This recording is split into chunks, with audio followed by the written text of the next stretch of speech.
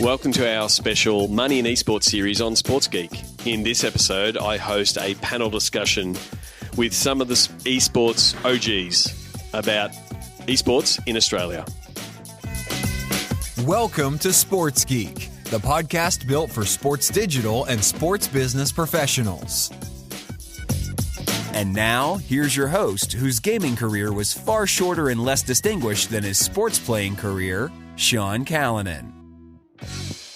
Thanks, DJ Joel. Yes, my name is Sean Callanan, and you are listening to Sports Geek with a special esports presentation, Money in Esports. This is content from our Money in Esports event. This episode, we'll be diving into esports in Australia, where I'm joined by guests Chris Schubert from Riot Games, Michael Carmody from Legacy Esports Club and Adelaide Football Club, and Frank Lee from Chiefs Esports Club. I really do hope you enjoy this conversation, but before we get into it, I just want to remind you that Melbourne Esports Open will be happening this Saturday and Sunday. If you want to attend and join us, we'd love to see you there. We're actually running a Melbourne Esports Open guided tour.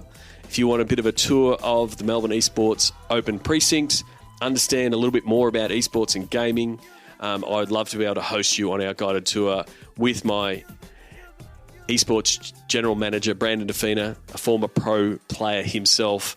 And you'll learn a little bit about what we discuss in this panel today. To book in for that guided tour, simply go to sgesports.com/MEO tour.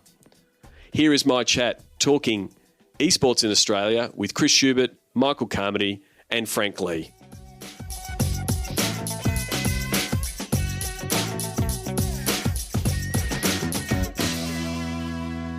I want to move forward and see if we can have our panel discussion about esports in Australia. So if my panellists could please come on up.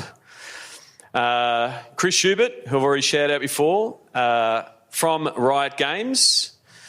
Michael Carmody from Legacy and Adelaide Football Club. Frank Lee from Chiefs Esports Club. And we will get to the right spot. You can all move down one. I can move wherever you like. Can we stop the music and they'll sit down? All right. You've everyone got a mic? And then if the mic is green, it's on. You press the button. Yep, test. Hey, I don't have a green light though, Hello? so I'm confused. Ali's got us sorted. Ali will wave if it doesn't. So I want to so first of all, introductions. Can you please, if I just go down, explain what you do and where you work?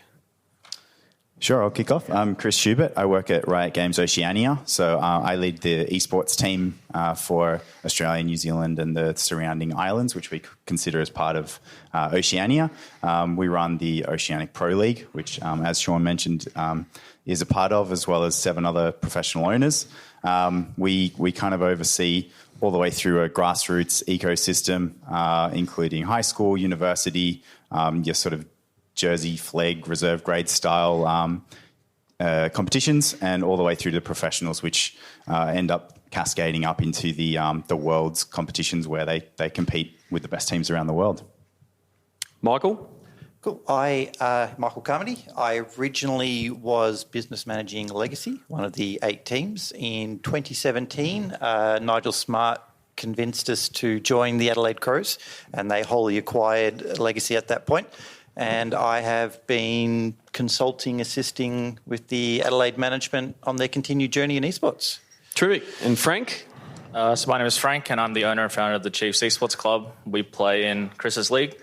We beat Sean's team last week in the Open. Wow. Oh, we're going there straight away. So I founded the club back in 2014, and we recently were acquired by a parent company named Icon Esports, and just continuing as we go. So one thing I did want to ask to open up, both Frank and MJ, like I'm, League of Legends, Chris's League of Legends. What other, as I did the slide before, what other titles are you involved in across what you do with Legacy and Chiefs? Look, I'll lean into it the wrong way, but I think I've lost to Frank in Rocket League, CSGO. I don't think you were ever in Smite. A little bit, once upon a time. But there's a few titles around that we're in. Fortnite, I think your guys and our guys actually play together. What else off the top of my head? StarCraft's all out. I haven't seen you in StarCraft yet, Frank. And what about yourself? Just in Hearthstone as well. In Hearthstone. Yep. And what titles are the Chiefs in, Frank? So we're currently in League of Legends, CSGO, Rocket League, Fortnite, and PUBG. So as an esports club, it's obviously a lot more flexible than some of your more traditional sports organisations. Sean's graph earlier was a really good demonstration of the fact that everyone plays a variety of games. Everyone has sort of their main titles, and we try and target sort of the bigger ones, and we're mostly a PC-focused club as well. So that was one of the things is the different, I guess, demographics of the different titles. MJ, how do you sort of put them all in different buckets of the different titles and how the fan bases can be really similar or completely different? It's very much a target audience. So probably the best analogy to do this is TV shows on the network. If you were going to buy TV airtime, you'd pick which TV show you wanted to be in the advertisement slots of. And so for that is the way I approach a lot of titles. League of Legends tends to skew 16 to 22, roughly. A bit older. CSGO is definitely a much older demographic, ranging all the way up to 30. Rocket League, very young, 14 to 18 from that point of view. So pick your title, pick your engagement. Fortnite is a weird phenomenon at the moment, but tends to skew fairly young for where these sort of things are. So where I'm looking at is for our commercial opportunities, for our commercial partners, what ad space, what billboard am I providing for them by being in specific titles? Yep. So, Chris, from a publisher point of view, right? So, Riot Games produces League of Legends, the most played PC game in the world. You've got 100 million players. So, where does esports fit for Riot Games, and why is esports important to Riot Games? Yeah, it's an interesting one because it's been a bit of a journey. I think to begin with, Riot kicked off esports in a little hall with some of the best players as a means of promoting the game. They ended up with hundreds of thousands of people watching from all around the world, and they were literally playing on trestle tables with sticky tape, holding up tablecloths. And this is year like 2011. Yeah, I think it might have been. So really early days. I think it was at a DreamHack, and then the next year they decided to scale up, moved it to an actual stadium, filled it up, and the numbers went from hundreds of thousands to millions of viewers. So starting off as that way, it quickly made a case for being a separate product within what we do. And Riot's an example of a publisher who do a lot more than just creating games and shipping them to market. A lot of what we do is around servicing those games and continuing to make sure they're relevant. League of Legends is in its 10th year of existence this year, and kicking on as strong as ever. And I think, to me, it's a matter of everything that we do outside of just making a game that keeps it healthy. And esports to me is one of those major components. So, prompting an ecosystem where there's professional players, finding the best players in and all around the world, and everything that flows all the way through there, from organised practice to what you can do in your local high school competition, your university, joining these semi-pro teams and aspiring to become a professional player. It all adds to that depth of engagement in and around the game, and is evolving to be bigger than the game. So we're quite often seeing League of Legends players these days, as they kind of age out of the game, they get their first sort of professional job, they don't have as much time anymore, they still hang around and follow the esports because they can connect with the game, they've recognised the players. And between Frank and Mike's organisations, Chiefs and Legacy have been involved with the OPL since its inception, and they've got some of the strongest fan bases because they're still engaging with these players who followed their team right from the get-go, even if they don't play the game anymore. Yeah, I mean, for that example that you said before, the 2011, and you can look it up on the internet. There's those pictures of trestle tables, and then 6-7 years later, you're filling out Staples Center in LA, and it's selling out in a matter of minutes. And yeah, we're talking under 10 years as far as the growth of esports as a thing. Yeah, one of the beauties, I guess, is that as the publisher of the game, you're still making money from people playing the game. So we tipped pretty heavily into building out esports quickly and professionalizing it and bringing it to the scale that it is now. But yeah, I mean, I went along to Beijing at the Bird's Nest in 2017 to watch that live final, and it's just like China is just phenomenal. Yep. But watching the scale of that all around the world is just it's amazing to see how quickly it's come. So MJ, Michael, or MJ as he's known, part of the professional sports scene is how do you get there? And we have the Oz Kicks and the Socceroos have mini-roos and the like to help develop players. And so to get the next path, the pathway of the next esports stars, we need to provide support there. Part of what you're doing with Adelaide is Meta. Do you want to explain what Meta is and what it means to esports in Australia? I will quickly diverge into history. Historically, if we wanted to find players, and I know Frank would have done this, you found your players by playing the game. And, we basically, there was a very direct scouting. It was friends of friends. It was people you knew. And basically to get into a pro team, you more or less had to know someone or impress someone who was already on a team. So extremely hard, very small group. Also, you're shutting out a lot of potential talent. So the dream has always been grassroots development, and Riot has been doing a multitude of grassroots developments over the years. But one of the things that Adelaide did, and because they're very familiar with the grassroots Auskick type development, is that we lent very, very hard basically into high school esports. So we're now into our second year of what is essentially inter-school esports. We have 3 titles, we have thousands of players, we have hundreds of schools. We're now running in New Zealand and Australia. And very much what we're doing is that we're providing that validation piece in high school. The kids play games, the kids are in high schools, but the idea of I can play a computer game competitively, do all the teamwork, do all the growth, the communication, all of the things that have genuine benefits, but you've got to get it past a principal or a year level coordinator where it's just kids playing computer games. But when you get a letter from Nigel Smart from the Adelaide Crows saying we're putting our weight behind this, we see value to it, we have to have many, many conversations with teachers. We have many technical conversations on how you get around Department of Education firewalls to play League of Legends. Yep. But there's a whole development piece that we have to go through. But it's been a resounding success, to be honest. And we've seen some good key commercializations, which is going to continue to fund that investment. But we have a very healthy high school intersports scene that is, to be honest, I wish I had when I was in high school. And so what titles does Meta play across? League of Legends is our flagship title. Very much, we get a significant amount of support from Riot Games, and we find it really easy to engage with. And again, if you remember me talking about Rocket League and its age demographic, Rocket League is very popular in high schools. So we have a fairly large Rocket League set up as well. And a new title just this season we've been looking at is to go more to the traditional video game in sports, and we're now doing NBA 2K as a title, which has been an interesting learning experience because, and to lean into something Frank said earlier about being a PC title, esports has predominantly been based on the PC platform. NBA is very much a console platform, which is a whole new set of challenges. Yeah, I mean, effectively Meta offers schools the same, carrot and stick that traditional sport does. You've got to keep up your grades to play in the cricket team or the football team. Now you have to do the same to be able to play in your esports team. Absolutely love it. We had a teacher who literally said, I want you to change week 6's win to a loss. They didn't do their homework, so they're forfeiting the game. And I'm like, you go, teacher. Oh, yeah. And I was like, great, because it literally ties into the life of the school. It goes into everything that makes part of their normal community.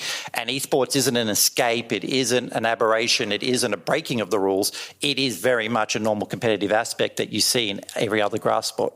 Chris? Yeah, one of the Michael and the team at Legacy have been fantastic with working with us at least. I can't speak for the other titles on the high school program. It's something that for Riot we get the opportunity as the publisher local to this region to sort of help these guys, doing behaviour checks on their players. Are these kids who are playing the game carrying on, in a way that the teacher wouldn't be happy with. And we were able to kind of close the loop on providing sort of behaviour checks on these players and sparking these sort of real discussions that would typically get from a sports coach or something like that as these players are being part of teams. And so we're able to kind of work with these guys to actually make a difference to what these kids are getting through their education if they don't engage with traditional sports, whether it's just not something that they're into or they're not good enough. And typically we've found some really increased in attendance rates, engagement with school, all the way, as well as at the university level. So it's been really interesting. So Frank, I want to move from the high school piece to working with brands, right? You've had a team for a long while. How has that conversation with brands and the different kinds of brands changed over the years? Like working with the Chiefs and getting brands involved with what you're trying to do? Well, it's definitely gotten a lot easier over the years. I think we've noticed a pretty clear shift to us taking the initiative and speaking to brands compared to brands sort of coming to us. But I mean, the challenge always is it's hard to quantify what we can provide, particularly because it's such a fast-changing industry as well, and we don't necessarily have the access to the kind of data that particularly a lot of these developers and platforms and stuff sort of want to keep to themselves. And in terms of engaging with them, I think it's been about, for the first few years, it's more an education piece. Yep. Show them, tell them what we do, like even sort of explain to them like day to day exactly what we do. To now, it's more so, okay, how do we cut through a lot of the noise that's actually appearing in this industry, because everyone wants to get involved, but no one really wants to get involved, in the nitty gritty. So the challenge for us has been more on execution rather than actually convince them to hop on board. So is that, recently, and congratulations signing up UFoods as a partner.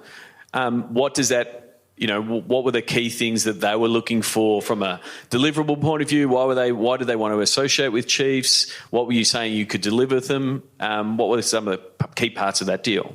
Aside from the obvious, the things that you touched on in terms of like demographic, reaching an audience that many of these guys can't reach organically through TV or traditional advertising, there's just a lot of synergies with their product and their brand and what they do with our audience. A focus on convenience, a focus on health and well-being. Probably can't tell looking at me, but my team is very fit. Very very much focused on lifestyle and well-being and going to the gym and eating right and all that kind of stuff. And the fact that these synergies were there, and it was obvious to them, that wasn't the part that we needed to convince them on. It was more so, okay, how can we best execute to our audience and get your message across and convert that into sales? That was sort of the harder part. So in terms of convincing them that, this partnership made sense, that was pretty much the easiest part for us. And is it part for you guys, hey, this is us, this is our team, this is what we're producing, but then also developing your own stars in Brandon, Big Swips or Swiper as he's known in game, to be such a leader in that space. He's always talking about, he's always hitting the gym, he's eating well, he's running, he's pretty much dragging all your team around the track, and now he's the new Headspace ambassador. Is him as an influencer help you, put that message out? Yeah, absolutely. The way I see esports teams, that we essentially are an influencer ourselves, I feel like, as a brand, and the players and the pros that we work with are influencers to a degree, maybe not to the scale in terms of numbers as some of the traditional sort of YouTubers, but the fact that they're excelling and achieving what they're achieving and doing the best of what they do, that obviously has an influence on the audience. I've obviously been very lucky to work with a lot of really great players and really successful players, but I think it's also part of a philosophy where I came from a traditional sports, when I first moved to Australia, traditional sports was what helped me sort of assimilate into Australian culture. Yep. And I got into esports because I love competition, right? That's essentially the basis of what esports is. When you strip everything away, it's competition, right? So our mentality and our philosophy, I've always learned and looked up to a lot of the traditional sports clubs that I followed, and I've been really sort of keen on. The way I see it, right, is if someone who comes through the Chiefs and comes through the Chiefs program is a better person at the other end of it, then we've done well, right? So it's sort of we try not to look at a lot of really specifics, how where can we squeeze some dollars out of what Brandon is. Yep. You sort of you make the effort and you take the initiative first to like, okay, am I proud to have this guy on my team? And then everything will sort of follow. So one of the conundrums that sports face, whether it be basketball or football or soccer in this country, they're probably two good examples. They have a lot of people playing their game. You know, a lot of people play basketball, a lot of people play football, but they're not necessarily fans of the sport. They're not going to A-League games, not going to NBL games. I think the NBL is doing better more recently, but like it's a common problem in the world of sport. So that's not too dissimilar to esports and gaming. You've got all these people playing games, and this is a question to the panel. How do you convert gamers and make them become esports fans? Who wants to take that grenade? If I had the answer to that one, This has been the number one conversation that I've had with Belkin and Ringers. Ringers is hiding around here somewhere, isn't he? Only today. I've had business discussions with these guys, and we actually have a huge, like a couple 100,000 people who have accounts in Australia on League of Legends. Somewhere around there? No, not confirming that. That's one of the ones which we don't share. Australia. Part of that 100 million monthly players around the world. Yeah. Around the world. There is a specific number, which is assumed, for Australian players, but then people who actually watch an esports broadcast are a fraction of that, single-digit % fraction of that. So we know that it's gotten a lot better. We know that the point I'm trying to make, there is an unrealised potential of players that are not fans. It is the thing that I'm coming through. The exact numbers of that are to be decided. So it's an interesting one as the publisher, because at the end of the day, we want people playing the game. But if they're taking part in esports and they're following Gravitas, they're following Chiefs, they're engaging with Carbon or with Swiper or with whoever it might be from these sort of influential people in and around the scene, they build a depth of connection to the title and to the sport that they follow, following the at its bones through, watching the best players from our region, potentially aspiring to be one of them, going on to compete internationally, joining other teams internationally. The depth of engagement is what esports brings to the game from a publisher perspective. So for us, it's the same challenge. We want everybody engaging with what we're bringing out, and to me, the solution is around how we bring content, how we support these guys in becoming influencers, bringing their personality and their stories to life for people to attach to, like you would with a football player that you follow or a team that you follow, and then giving them a platform to be able to sort of build their own fan bases, supported by the teams. Frank, what about yourself? Do you think things like more events like Melbourne Esports Open, getting to see players on the big stage, that kind of thing, helps? You guys were on the stage last year. You're hoping to be there this year. Currently in the 1 seed. Yes, you did beat us last week. Congratulations. Do you think the events are a key part of connecting gamers and making them fans? I definitely think they are a part of it. Some of our sort of most loyal and dedicated fans that have been with us for a long time were brought on from those events. 2015 it was Luna Park. 2016 it was Brisbane. Chiefs have been at every live domestic grand final in Oceania since the start of the OPL. So I definitely think those have had a really significant impact on what we do. But again, if we had the answer to that question, we wouldn't be sitting here. You know what I mean? I think you touched on a really good point at the start in your intro when you said esports is essentially a niche within gaming, which is sort of a niche within pop culture anyway. Even though, I saw something, and don't quote me on this, but it was the gaming industry in Australia is bigger than movies and music combined. But if 100% of gaming fans were esports fans, then, I'd be cheering, Yep. But the way I always see it is because I come very much from an experience background, games that succeed in the esports side of things tend to be the ones that have the best longevity.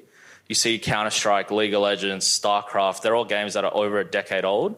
And a lot of the titles that sort of fade away into obscurity are the ones that don't have that competitive component to it.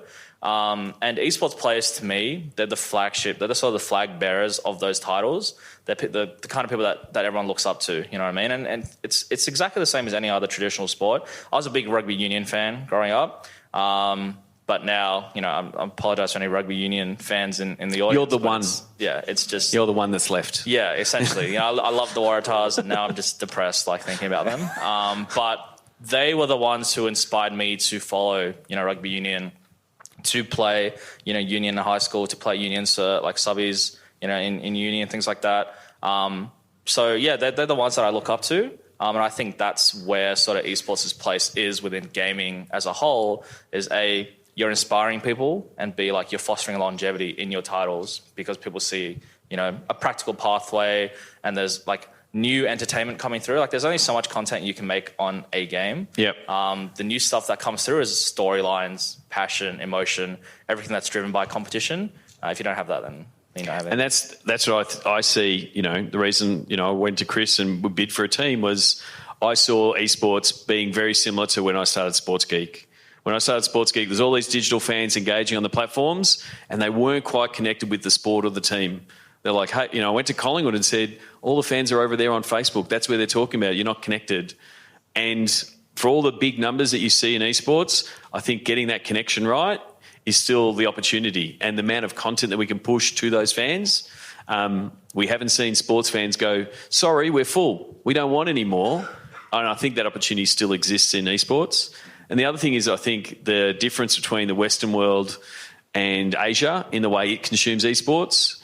Again, I'm not an expert on it, but again, talking to people, the fact that Asian regions are looking at it as entertainment, and it's more in the reality TV, and they're following it for entertainment. Whereas here and in America, and Europe, it's like a sports report. Again, I showed you the broadcast, and it looked like Friday Night Footy, because it's called esport, and a big part of that word is sport, and we'll produce it like that. And I think there's a bit of a, how do we mesh both of those together? That potentially happens both in this market and other markets, that fans will draw them in on the stories, right? Again, working with AFL stars and telling them and helping them understand how to do social, the ones that succeeded were talking about other things than football, right? And then they became more interesting, and then you draw in and you follow that player harder. I'm sure there's people that are following Swiper because of what he's doing off the Rift. Well, just to add to one final thought to that, is that it has been a very multi-pronged approach. We see the publisher putting out content. Publisher is actually, when a random player loads up the client and the league is live on Twitch, they will actually put up a little pop-up. Hey, there's a game on. And so for the random playing gamer, they're getting some of that exposure. And that's been a lot of good work that's been done over the last couple of years. Chiefs and Legacy have put a lot of effort, and I think both are doing pretty good around content around our players, telling our players stories, pushing all of that stuff through, because that we know that narrative is what the fans want to engage with. And then going back to the earlier thing is that grassroots approach where mum gets a permission form for son to play in League of Legends high schools is almost an awareness piece in a weird sort of way. And then overarching all of that, we come back to that thing. It's been 10 years, if that is a product.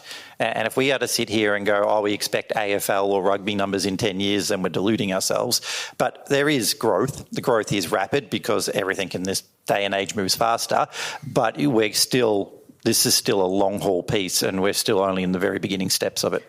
Yeah, I do love when you guys are OGs in the esports space, and people say, I've been doing this for ages, and it's under 10 years. And it's still so new, and that's where I think there's still so many opportunities that are available. Frank, you had a point? Yeah, well, I was going to say, I think what Michael said is a big one. In my experience, I was going to say I've been involved for a long time, but you just said it, so it's going to sound a bit weird. But I feel like a lot of people are sort of jumping the gun and skipping a lot of steps these days, and people are looking at how do we engage with our audience, how do we commercialize it, blah blah blah. I feel like there needs to be more focus towards actually growing the audience itself. Sometimes I read some, and I'm going to get a bit colloquial here, but a lot of esports people tend to be quite elitist about what we have. They're shitting on mainstream media for looking at esports we don't need you guys, blah blah blah. But ultimately our fan base is still very small compared to everything else that's out there. Honestly, we should be like going out and just educating people about what esports is first. And I feel like that's a big step that a lot of people are sort of overlooking because they're like, okay, esports is a phenomenon. Like, yeah, there's so many people in the world play esports. Like, you know, we'll be fine. Let's just take what we have now and roll with it. But, you know, you looked at your graph there. It's like there's only like 5% of Australians on the internet, like, you know, watch esports. Yep. And then 13% of that are gaming. So there's already an 8% gap there that you can capitalize on. And then there's so much more that you can sort of bring to the community and to the industry in general. So for me, like, I've always been really focused on driving awareness that esports is a thing and positive awareness as well. But I feel like these days, like, that tends to be overlooked a little bit. Because it's great to see, you know, Fortnite on the news and a kid winning $3 million in a tournament in New York and people going, cool, esports, we've made it, everybody, right? Which there's a little bit of that, like you said, a bit of backslapping, like go us. But it's not this audience now. They love it. It's the next, you know, what's it look when it doubles and it doubles again and it doubles again, because that growth is there. Whereas if you're talking to the AFL or the NRL and you're saying, what's your total audience? They've reached them all. Like, there's 7 million AFL fans in Australia. The AFL knows all of them and has reached them by some channel. And so their issue is how do they keep re-engaging them? We've got to focus on what is that next audience, and where that next audience comes from, as you were saying, MJ, comes from gamers, which I think is the easiest. That's the, you know, low-hanging fruit if you've got your bingo card there, right? The low-hanging fruit is to go after the gamers. But then we're also going to get people that, you know, I know I've introduced them because I've got a team. I said, watch our games. And now they're like watching our games. They have no idea what the game is. They've never played the game, but they're watching it because the personalities, the commentary, the storylines, all of that, and they're just becoming a fan. So that, you know, we've got those two fans that we can go and grow the leagues. My wife as well. Like, she's, I think, played one game of League of Legends. I may have been overly harsh at her, and she's never played again. But she still watches. Really? She wasn't last hitting properly, Sean. Okay, but yeah. So it was you can get anyone interested because the quality of the product with what the OPL broadcast is, the casters, and these are your typical broadcasters, your cricket commentators, your football commentators, these are the people there that are explaining and doing it well. They put so much work and professionalism into the product that they deliver that you can, as a complete unknowing person, get a very distinct impression of what's going on. Because League of Legends has a learning curve like a cliff. You're not going to learn it sitting down one afternoon. Very good game, thoroughly enjoy it. You know, download at host.leagueoflegends.com. But it is very much the product has been refined, and the art of casting it and the art of communicating to it. These guys are, like, I think what Riot Oceania's office has done, and the promotion of casting talent, because we have Australian casters in Korea, China, Europe, America, pretty much everywhere, because we've put a lot of effort into making the product easy to understand and well communicated. And we've seen, I believe, really big dividends there. Well, thanks for spoiling the broadcasting panel, MJ. That gives it a good time. Can everyone please thank my panel, the first panel of today. Thank you very much, guys. New workshops on audience, content, distribution, valuation, and pitch following Sports Geek's Digital to Dollars process. Go to digitaltodollars.com. Thanks again to Frank, MJ, and Chris. There will be links in the show notes at sportsgeekhq.com/244 or sgesports.com. But send a tweet to Chief Sangi, Chief_Sangi, MJ Carr, or Riot Belcom to tell them that you'd listened to this episode. As always, if you want to chat esports, you can simply go to sgesports.com and book in a call. As I said earlier, if you would like to join me at Melbourne Esports Open, simply go to sgesports.com/MEO Tour. If you're new to this podcast via the world of esports, this is actually a special sub-series produced on Sports Geek. You can check out the Sports Geek regular feed for a bunch of podcasts talking to sports, digital technology, and esports executives. Simply search Sports Geek in the podcast platform you choose. Until next episode, tomorrow we'll be talking with Rob O'Gorman from Tennis Australia about their implementation of the Fortnite Summer Smash at the Australian Open. Until then, my name is Sean Callanan, and you've been listening to Sports Geek. Join Sports Geek Nation access to exclusive Slack and Facebook groups with regular Q&A sessions with Sean Callanan. Go to sportsgeeknation.com to join. Need help with your digital rate card? Not sure how to price your assets? Is there a disconnect between digital and commercial? That is where Sean works best, in digital divorce counselor mode. Book a time for a call with Sean to discuss the Sports Geek process. Go to sportsgeekhq.com/phone call. Go to sportsgeekhq.com for more sports digital marketing resources.